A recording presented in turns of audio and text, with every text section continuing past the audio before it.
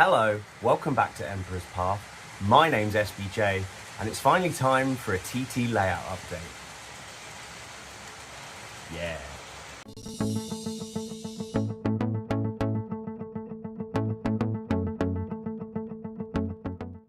Hello, welcome back. So, if you're new here and you want to follow along with things that are TT120 related, please make sure that you click that subscribe button so any future videos you don't miss out on. It's been a very long time since we've had any sort of update on the TT layout. Now, once Chatham was over and done with, I had got the exhibition layout finished, and I effectively got to a point where I'd been burnt out. And because I was trying so hard to get the layout, the exhibition layout finished, I burnt myself out in the hobby. So gave myself a few weeks off, and then I was able to come back strong and really crack on with the layout. Now, because I put myself under the pressure of getting the exhibition layout ready, I decided not to film and do regular updates on the TT layout. I thought I'm going to go straight ahead and get the layout ready, or at least get it where all the track is down. So what you're going to see over the next few weeks is micro videos explaining all about the different parts of the layout and the complications and some of the pros and the cons about the different areas whilst building the layout. So today we're going to be talking mainly about the station area, which is right behind me on the ground floor of the layout. So let's go and have a look at that.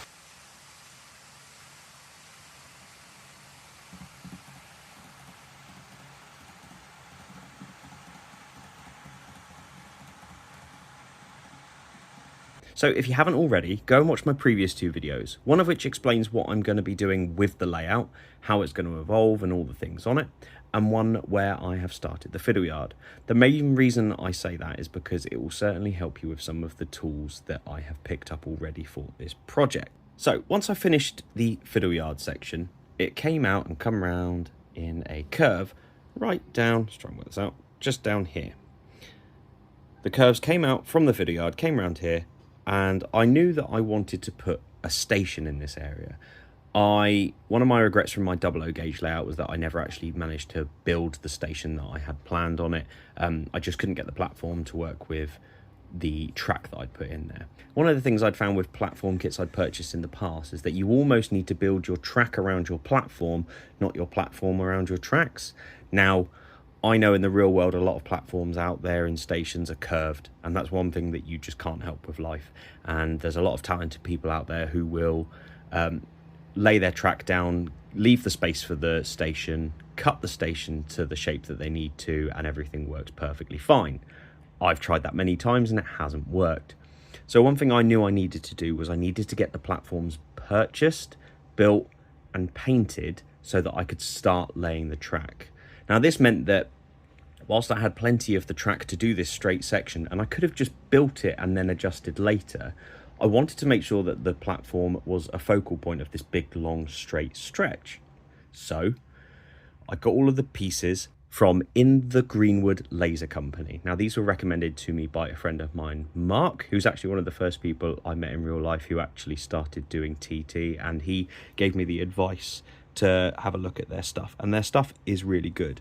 Now, I will say, usually when it comes to laser cut kits, the first person I'll go to is Dave from Bunter's Yard. He has always done me right in the past, and all of the kits that he does are really, really good. However, due to the time constraints and that I couldn't move ahead with the layout until I'd done the platforms, Dave didn't have any available and wouldn't be getting any done for quite some time. So I made the decision to purchase these from In the Greenwood Laser, and I'm really happy with them. They're really simple to build kits. They painted really nicely. Effectively, I bought 2 sets of the end platform kits and then too many of the normal straight pieces to count. Eventually, I will start building up the station and doing it all properly, but I wanted to get the platforms in so I could build the track. Once I got all of the platforms built, I painted them and then I glued them in place.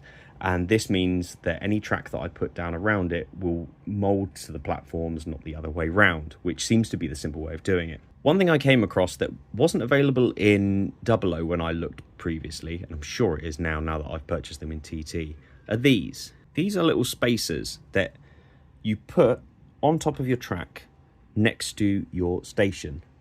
And effectively, that tells you the distance that you need to place the track from the platform so that nothing hits it. Now, a little caveat to this is that my 08 still managed to catch the edge on here. So what I've done on this platform here, this is done today actually, is I've just moved it a few millimeters out. So there will be a slightly bigger gap for the coaching stock, but it means that my 08 shunter can run all the way down here and go up around the layout. And I wanted to do that because I purchased an 08 shunter from Peachy, and I have some oil tanker wagons. Now, with the fact that there's not as many locos for my era that I would like, I needed to have something running, so I have something running on all 4 lines. So that's why I've done that. So I'd say in terms of pros for this, it means that my station platforms are in place and I sort of know what to expect size-wise for my station, and I can sort of build around that.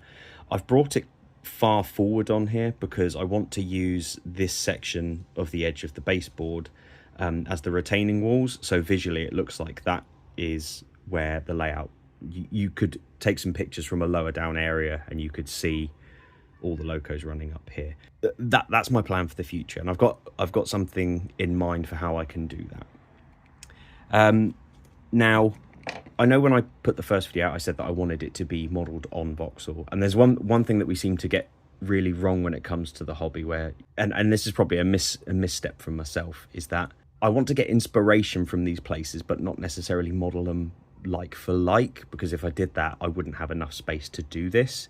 What I wanted to do was I wanted to have that feeling of you're inside the M25, you've got that really busy Clapham Junction, sort of London to Waterloo feeling in it. So with that in mind, I had my up and down slow here at the front with the shorter platform, and then I had the up and down fast with my longer platform. Now, usually trains that were running in between Clapham and Waterloo didn't stop at Vauxhall, but I wanted to have it where you had the illusion that if I decided I want to stop one of the longer trains, I could. And it adds a nice little visual difference where you have 2 platforms that are slightly different in length.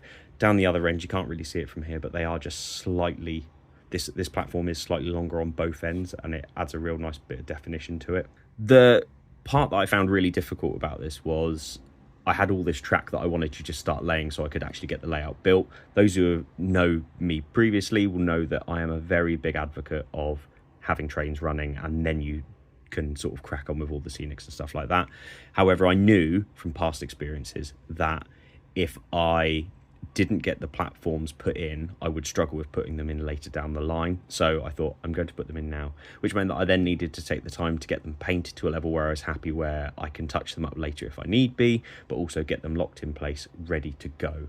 That also means that whilst I had purchased all the track and everything like that, you then have the investment of picking up the platforms. And whilst they're not the cheapest in the world, I do think that in the Greenwood Laser is a really good source of TT scenics. And I will definitely be using them again. In fact, I have purchased other bits from them as well, ready to go for later on in the layout. I need to do a few bits before I start really working on the station, but the ideas are there.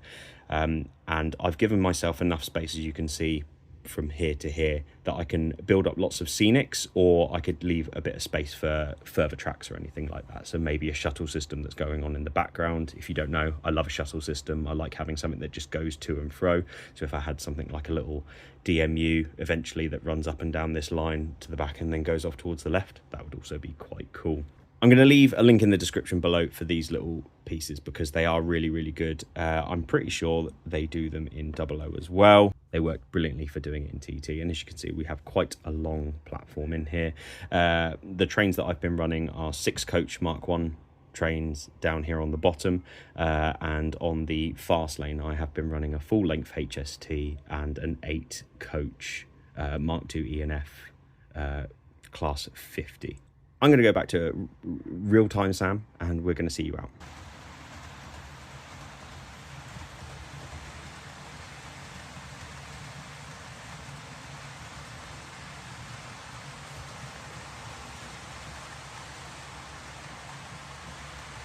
Thank you for watching this little mini video. Hopefully you found that interesting. Next week we're going to be talking about the first and the big curved incline and all of the challenges that brought to me, and stress and hair loss and all of those wonderful things. So, thank you very, very much for watching. If you haven't already, please click subscribe so you can follow along with all my future updates. Please click the like button because that does something for the algorithm or whatever that means. And if you have enjoyed this video, please leave a comment down below and tell me which part of the layout you are looking forward to hearing about the most. YouTube's now going to suggest a video that it thinks you might like. I've been SBJ. Thank you very, very much for watching. See you next time.